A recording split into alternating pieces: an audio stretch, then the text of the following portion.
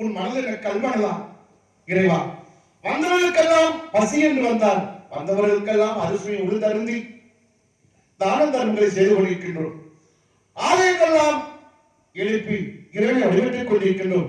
அப்படி இருக்கும் பொழுது வந்தவர்களுக்கெல்லாம் பொன் பொருள் தானங்கள் அனைத்தையும் அள்ளி கொடுத்தாலும் கூட அந்த இறைவன் ஏதோ தெரியவில்லை. எங்களுக்கு திருமணம் நடந்து பல ஆண்டுகள் ஆனாலும் கூட இவனுடைய மனைவிக்கு இன்னும் குழந்தை பாக்கியத்தை கொடுக்கவில்லை. அந்த இறைவன் குழந்தை பாக்கியத்தை கொடுப்பார், கொடுக்காம போயிடுவாரா? கொடுப்பார். ஆனா இருந்தாலும் கூட ஏதோ தெரியவில்லை. அதாவது சொல்வாங்க, அதாவது முன்னாடி பெரிய பழமொழி சொல்வாங்க, தந்தை தவறு செய்தால் அந்த பாவம் மகனுக்கு வருவாங்க. ஆனா இப்ப எல்லாம் அப்படி கிடையாது. அவன் செய்யற பாவத்தை நம்ம சாதாரண நம்மளே அனுப்பிச்சுட்டு போயிருக்கோம். எனக்கு உலகம் அப்படித்தான் இருந்துட்டு இருக்கு.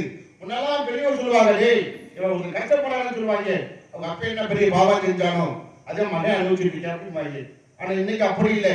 நாம் செய்த பாவங்கள் நாம் இறக்க முன்பே நம்ம அனுபவித்துக் கொண்டிருக்கின்றோம்.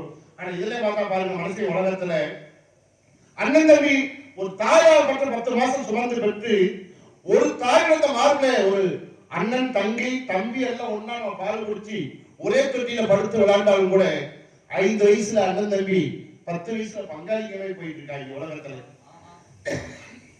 அதாவது அடுத்தவனுக்கு என்ன செய்வாங்க.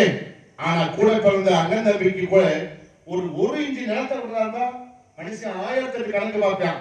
ஒருத்தர் அடிச்சுக்கிட்டு கடைசியில கச்சேரியில போய் நின்றுட்டு இருப்பாங்க.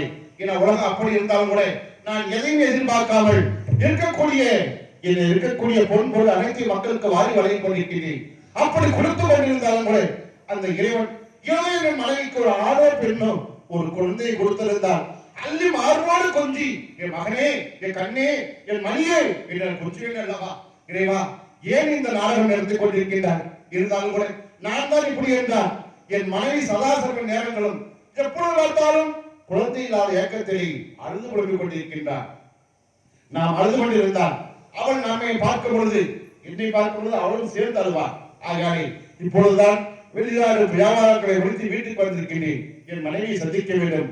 கண்ணே, கண்ணே துளசி, அம்மா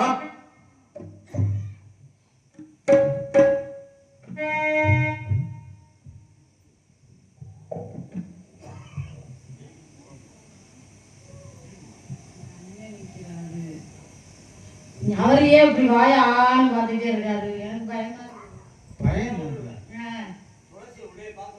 என்னைய பார்த்ததுமா, என்னைய பார்த்தது ஏன் அவர் அப்படி இருக்காரு?